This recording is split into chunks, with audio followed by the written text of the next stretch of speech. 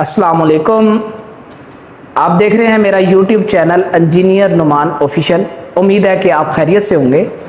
अब मेरी जो सिंगल फेज़ एनर्जी मीटर के बाद जो नेक्स्ट वीडियो है वो है basically three phase energy meter के लिए। थ्री फेज़ एनर्जी मीटर क्या होता है? Basically three phase energy meter एक सिंगल फेज़ एनर्जी मीटर की ही तरह होता है। बस सिंगल फेज़ एनर्जी मीटर उस सार्फिन को लगा के दिया जाता है जिनका load single phase 2 wire system होता है, और जिन सार्फिन का लोड 3 फेज़ 4 वायर सिस्टम होता है उनको बेसिकली थ्री फेज़ मीटर लगा के दिया जाता है। थ्री फेज़ मीटर के अंदर बेसिकली आपके 3 फेज़ होते हैं वापडा के, और एक आपकी वापडा की न्यूट्रल होती है, और इसी तरह आपके 3 फेज़ जो होते हैं वो आपके लोड के होते हैं और एक आपकी न्यूट्रल होती है।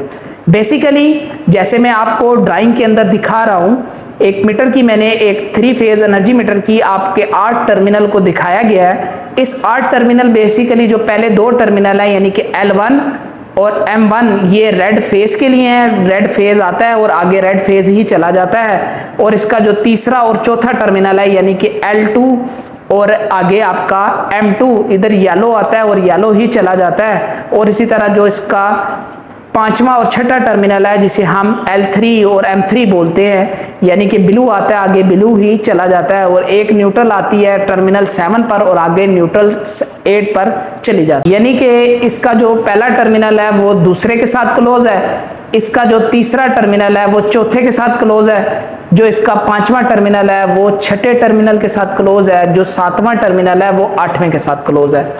आए मैं आपको प्रैक्टिकल की तरफ लेकर चलता हूं और इसको एक एनर्जी मीटर को इंस्टॉल करके दिखाता हूं कि एनर्जी मीटर के कनेक्शन किस तरह करते हैं, तो इसमें लोड को किस तरह आगे सार्फिन तक पहुंचाते हैं।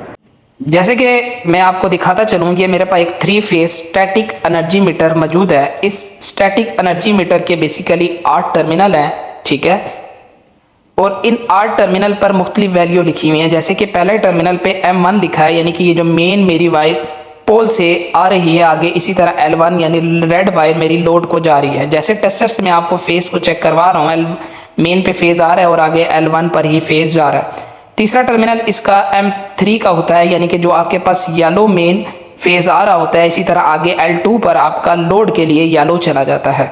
इसी तरह नेक्स्ट टर्मिनल 5 पर मेरे पास यहाँ पर M3 आ रही है और आगे इसी तरह L3 पर मेन जा रही है ब्लू कलर की वायर, यहाँ पे मैं दिखाता चलूँ। अब इसी तरह आखिरी जो इसके 2 टर्मिनल होते हैं ये न्यूट्रल के होते हैं, एक पोल से न्यूट्रल आ रही होती है और एक पोल से न्यूट्रल जा रही होती है। आप टेस्टर के जरिए फेज टेस्ट कर सकते हैं।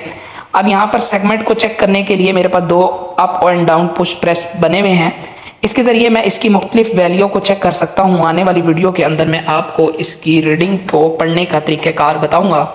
यहाँ पर बेसिकली मेरे पास यहाँ पर ऑल सेगमेंट है, इसमें 18 वैल्यू लिखी होती हैं। इसमें डेट किस तरह पढ़ते हैं, टाइम किस तरह चेक करते हैं, टोटल किलोवाट किस तरह चेक करते हैं, करंट किस तरह चेक करते हैं, पीक आवर किस तरह चेक करते हैं। इसी तरह इसके अंदर टोटल kVARH किस तरह पढ़ते हैं, इसके ज़रिए आप टोटल किलोवाट किस तरह चेक कर सकते हो, इंस्टेंटेनियस पावर को किस तरह नोट कर सकते हो कि आपका लोड कितना कनेक्ट है, ठीक है, और इसके ज़रिए आप अपने फेज़ वोल्टेज भी चेक कर सकते हो कि फेज़ और न्यूट्रल के दरमियान का पोटेंशियल डिफरेंस कितना है। वीडियो अच्छी लगी है तो चैनल को लाइक करें, सब्सक्राइब करें। Thank you.